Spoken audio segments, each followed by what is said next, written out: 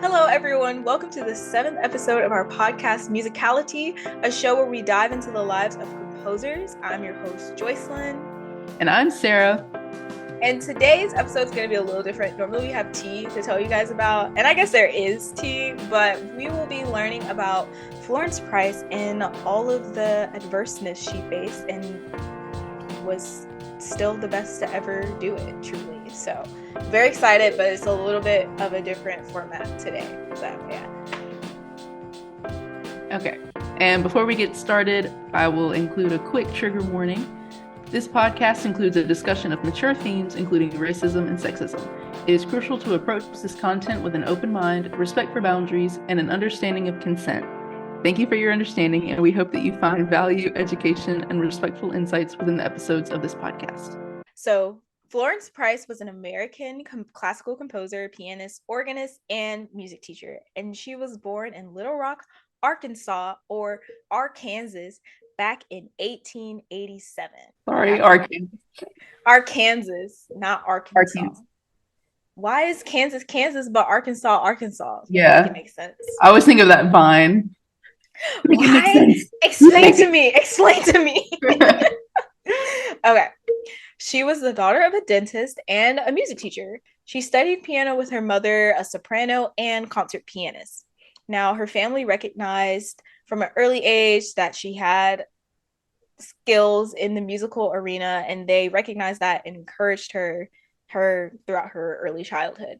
So after graduating from high school, she enrolled in the New England Conservatory. And fun fact about the New England Conservatory in Boston, it was one of the most prestigious musical institutes in the United States, but it was one of the few that accepted Black students. And this is a fun fact, just because I love talking about it anytime I talk about NEC. Coretta Scott King also went there, and she finished a degree in voice and music education, along with her secondary instrument, the violin. How cool is that? I actually did not know that. Yeah, I mean, that's like my favorite Coretta Scott King fun fact. Like, everybody just thinks about her as the wife of Dr. King, but I'm like, she was a whole concert soloist, like soprano. Like, it's amazing to me. I'm like, oh my God, love that. So despite the New England Conservatory accepting Black students, on her mother's advice, Florence claimed to be Mexican rather than Black descent, hoping to avoid racial discrimination. She graduated with honors, and by 1910, she was the head of the music department at Clark Atlanta University in Atlanta, Georgia. Which I did not know that until like a year ago when Dr. Carter told me in class. I was like, what? Florence Price, Clark Atlanta. Here in our city, and I didn't know, like, how they need to have several buildings named after this woman. Are you kidding me? She taught here in the AU. Okay, the head of the music department. Yes. All right. And in 1912, she married Thomas J. Price, and they moved back to her hometown of Little Rock, Arkansas, or Arkansas. In her hometown, she was a private teacher of piano and a music educator at local colleges. So in 1927, Price and her husband and two daughters decided to leave Little Rock for good because racial tensions in the cities had just gotten crazy dangerous, and there was a lynching that had taken place a few blocks from where they lived. So seeking to find a safer place to raise a family, they moved to Chicago, where Florence resumed her musical studies and began to publish her compositions. It was there that her music began to attract wider attention. At the same time, her widening social and professional circle included poet Langston Hughes, pianist and composer Margaret Bonds, and legendary contralto Marian Anderson. Yes, and we will talk more on those people later. So in 1928, she published 4 pieces for piano, so she's starting to get back into her composition side of things, right? Or starting to get into it, period, really, I should say. She studied at Chicago Musical College and at the American Conservatory of Music, where Ruth Crawford was on the piano faculty.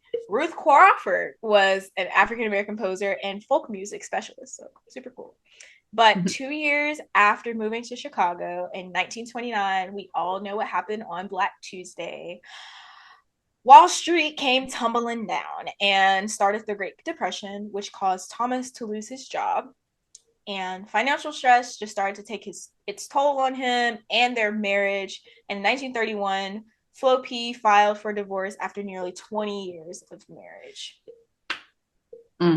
What's crazy is that we could be seeing another crash pretty soon. I hope we do, because I can't keep up no more. Like, not that I was ever keeping up, but I need the market to crash so I can buy a value home. of the dollar to change. I just need to be able to afford groceries. That would be really, really House. cool.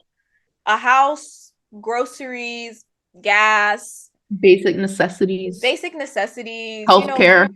Maybe a little, like, especially healthcare, maybe a little razzle dazzle on the side, like maybe like a little treat drink or something. Like, I don't know. But the bank account is very low these days. Very low.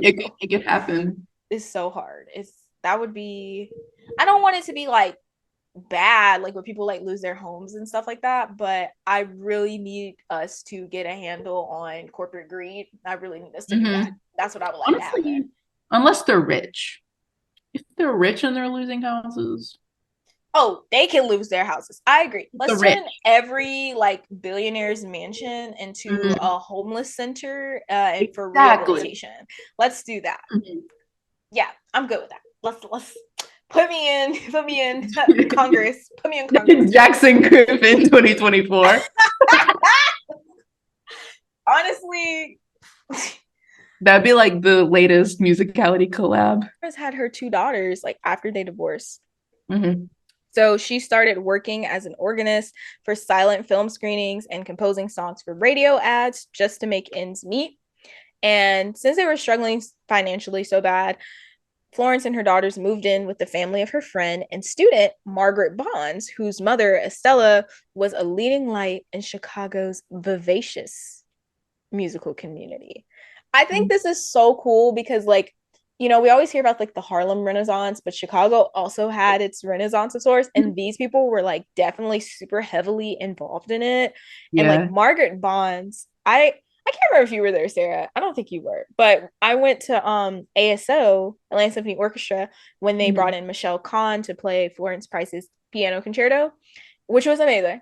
But one of the pieces she played after, as like a little encore, if you will, and not if you will, it was an encore, was an arrangement of Wade in the Water written by Margaret Bonds, who it's called Troubled Waters. Like, please look this up, guys, because I hearing it in Atlanta Symphony Hall by Michelle Kahn was an experience, but I really can't do any justice to this piece. All I can really say is it's an arrangement of Wade in the Water, but it's listen to it. It's called Troubled Water, and it was written by Margaret Bonds and a phenomenal pianist, composer, all of those things. And look that up because yeah, oh my gosh, I'm gonna put it on the playlist even though it's not Flo P. But oh yeah, this is gonna be a really good playlist too. Like, I'm so excited. No like, skips. So hard.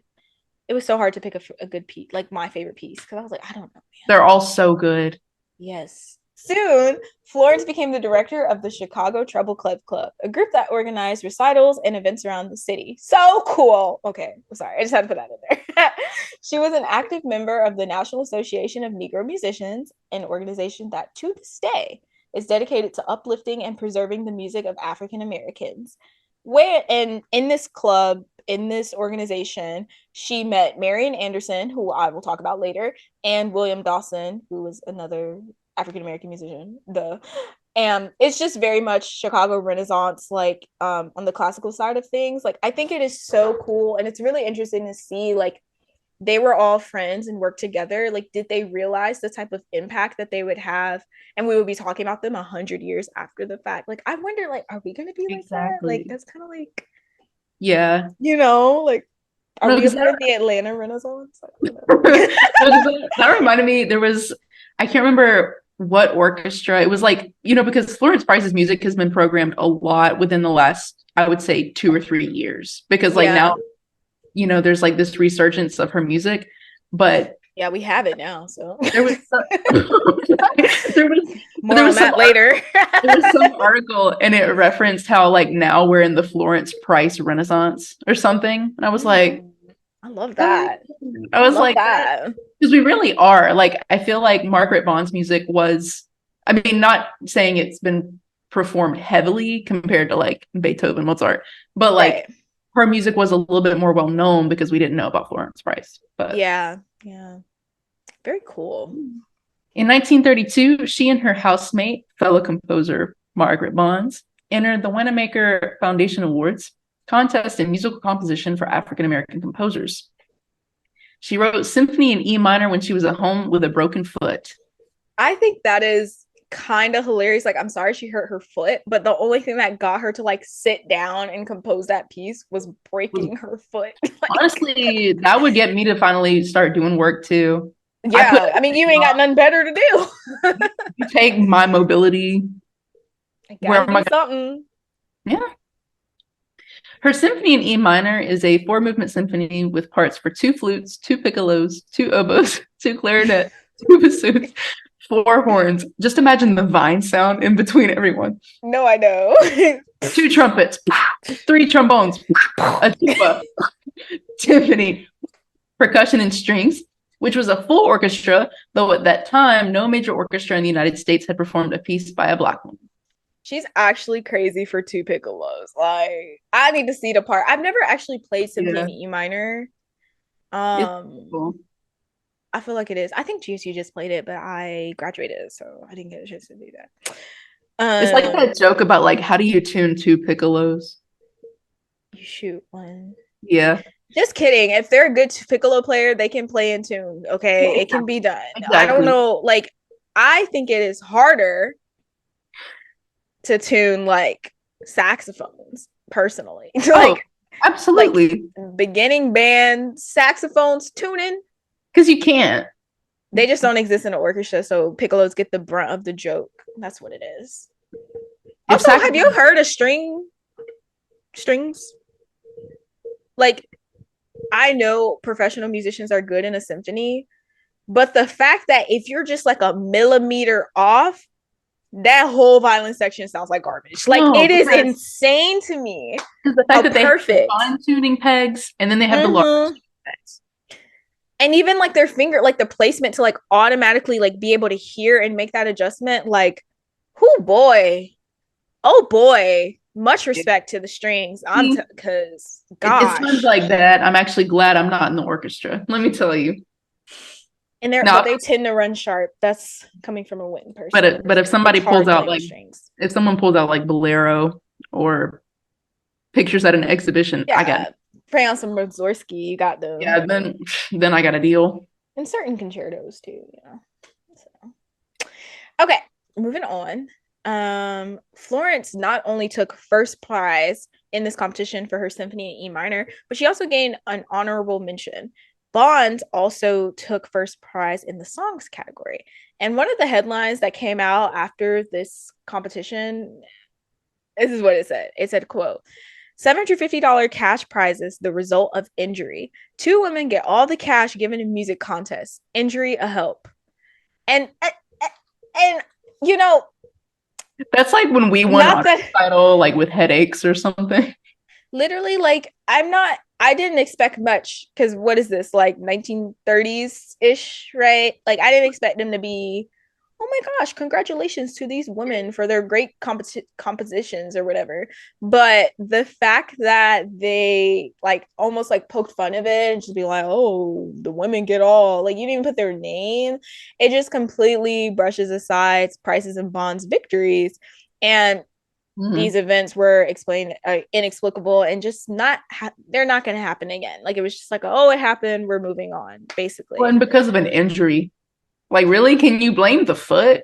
Yeah, and the thing is like, weird. Yes, she did sit down and write that piece because her foot was broken, but it was still one of like the greatest works ever written. Like, so the piece was still gonna get done. Let's not do that. And also, that don't have nothing to do with how good it was either. Right.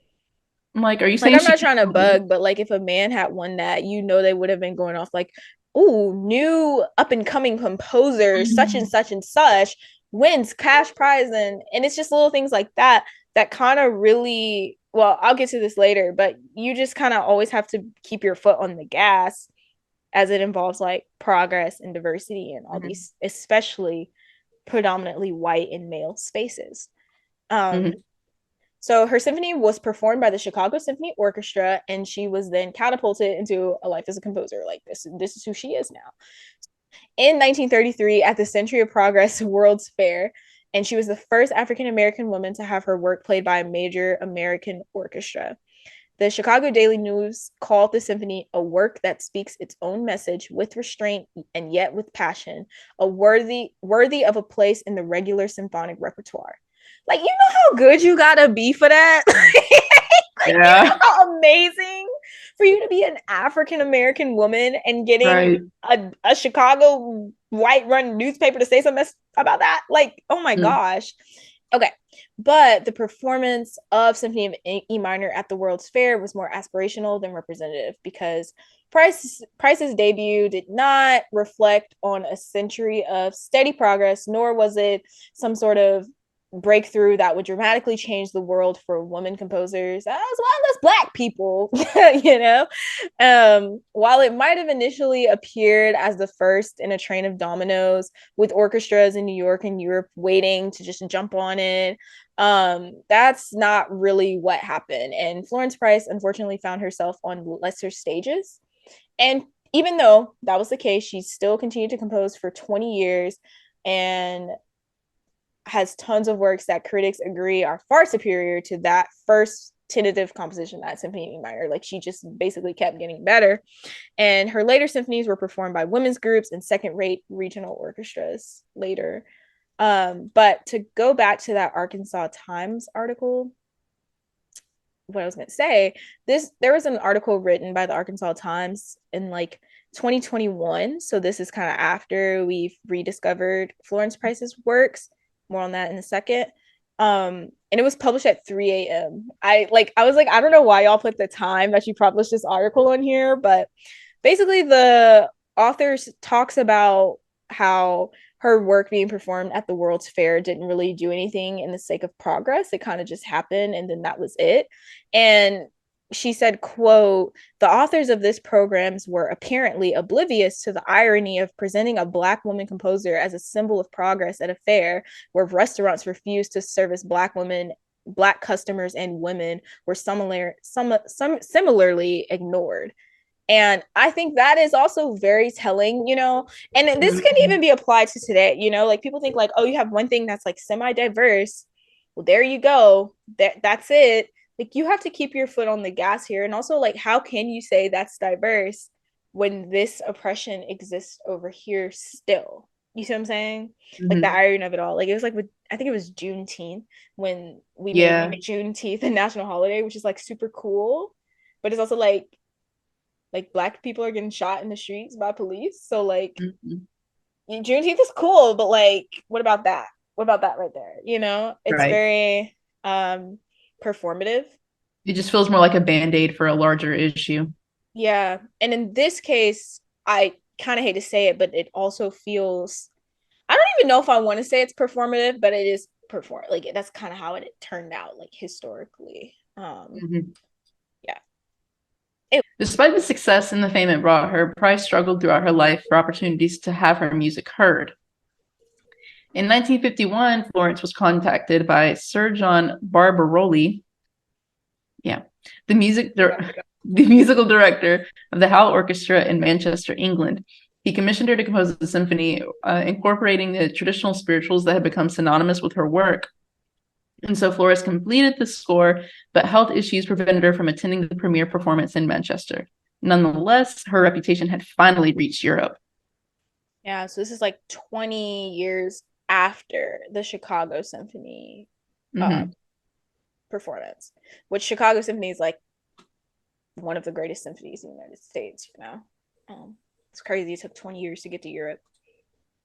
So anyways, despite her successes, in a 1943 letter to the conductor of the Boston Symphony Orchestra at the time, she was asking him to consider to perform one of her works. Florence was definitely aware of the struggle she faced. She said, quote, unfortunately, the work of a woman composer is preconceived by many to be light, frothy, lacking in depth, logic, and virility. Add to that the incident of race. I have colored blood in my veins, and you will understand some of the difficulties that confront one in such position. End quote. Very, very sad. It was 1953 and Florence died of a stroke. The manuscripts in the attic of her summer home were left untouched for more than 50 years as the house fell into ruin, suspended in time. Her daughters then donated the papers they did find to the University of Arkansas, which now leads us to the Florence Price Renaissance. Well, not quite. Like that kind of did a little something, but actually not really. So thankfully to the advocacy of artists like Marian Anderson and Margaret Bonds, they did research a lot of things, and some of her art songs and chamber music were maintained after her death. But the rest of her music, particularly the largest pieces for orchestras, kind of faded from memory. And out of more than 300 known works, most of her compositions remain unpublished and inaccessible to the public, and many were believed to have vanished for good. But, oh, but, in, in 2009, here it goes.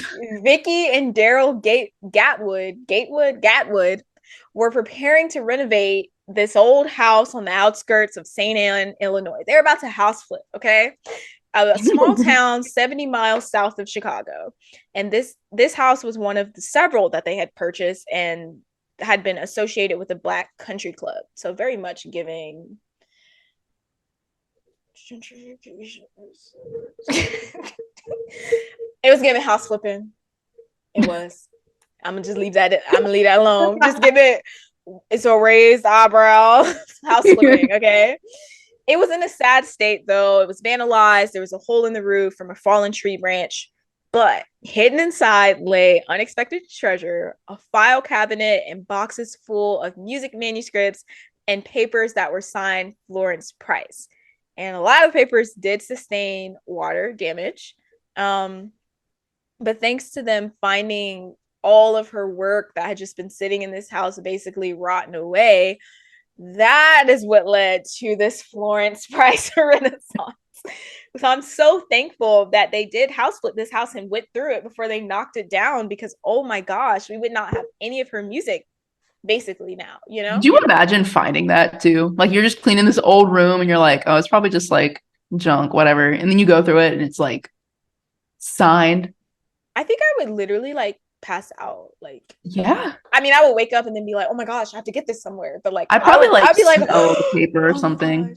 It I'd was be really like nasty though. like you know, well maybe not the water damaged ones, but you know when you get like a book and like old books have a smell and like new books have a smell, I'd be like, what smell does this page have? That's true. Wow. Especially if Flo P was one of those who like sprayed paper with perfume. You know, some people do that. Yeah, but those papers had been sitting there since she died in 1953. So like, maybe they were a little musty, probably. They're probably moldy. Like I'm thinking mold. Like I think you would die if you were inhaling that stuff there. Okay, I'd have to see the paper to like decide if I have water damage. It's gonna be moldy. I'm glad they were able to dissect it even with the mold. They like scratch it away. Adoration. Oh my god. Yes. Oh my gosh. Okay, so now more into the music of Florence Price. So Florence's music brings together the European classical tradition in which she was trained, but also the haunting melodies of African American spirituals and folk tunes. She was known to be a deeply religious person, so she brought the music of the African American church into her music, as well as influences from the likes of Dvorak, Tchaikovsky, and other European romantic composers.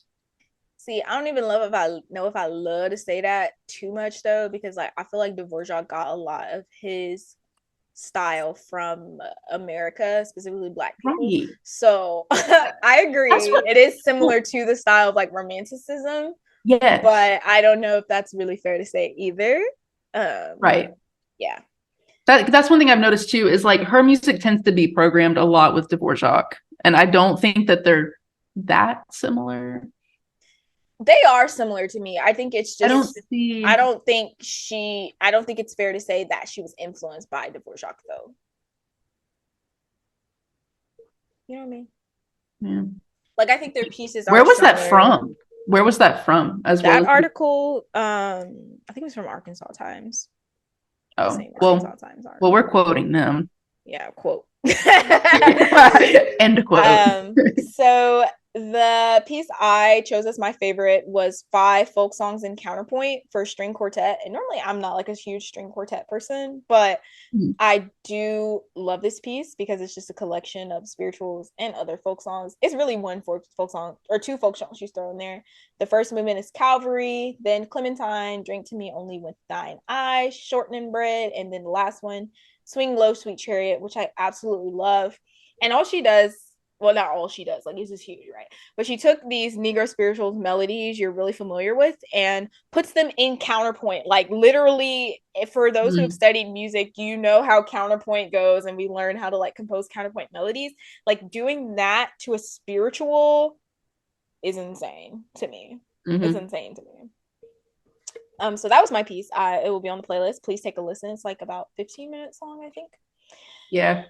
Oh, and real quick, a performance by her that so I mentioned how she was friends with Marian Anderson. I would get to that later. Well, this is later. So one of her most famous songs, an arrangement of My Soul's Been Anchored in the Lord, was performed at one of the most important concerts held in America. And when I read that sentence, like specifically, I was like, I know exactly what concert that was. On Easter Sunday, 1939, a concert was held on the steps of the Lincoln Memorial. The star performer was the contralto Marian Anderson, but because she was Black, she wasn't allowed to perform in DC's Constitutional Hall. Washington, D.C. was a segregated city at the time, and the rules of the hall said that only white performers could be there. Okay. So the audience in the hall would also be segregated. Eleanor Roosevelt, though, the first lady of America at the time, stepped in, and the result was having the outdoor concert held on the steps of the Lincoln Memorial. And Marian Anderson she sung a lot of songs, but she chose to close the evening with this song. And the concert was also broadcast on the radio, meaning that Price's music reached hundreds of thousands of people across America that evening. I think that is so lovely. So my favorite piece by Florence Price is her piano quintet in A minor, which was written around 1935 to 36. It's still unsure, like the exact date, because she did revise it shortly before her death. Like the latest revisions were in like 1952. So it's your typical string quartet, but then now she's included piano, and there are four movements: one, allegro non troppo; two, andante con moto; three, juba allegro, which is my favorite one; and then movement four, which is a scherzo allegro. And so it's like one of those pieces that to me is like quintessential Florence Price. Like if besides her symphony in E minor, if there was like one piece for someone to get like a taste of it and like never heard her music before, that would be the one. Because I think it just beautifully showcases like her use of, especially the juba rhythm. Like I mentioned, the third movement is my favorite. And the juba rhythm being the core of like African American tunes and like making music through adversity. Like we've talked about that like towards the beginning of the podcast, but the juba rhythm was used as a way for enslaved peoples to make music when plantation owners thought that they were using drums to like share secrets and things like that, which we know now a lot of spiritual tunes do have those hidden meanings in them. So that's why I really love the third movement. And the whole piece is just, it's so like lively and it's just really beautiful. And she takes this same melody and just like contorts it like every single way and it never gets boring.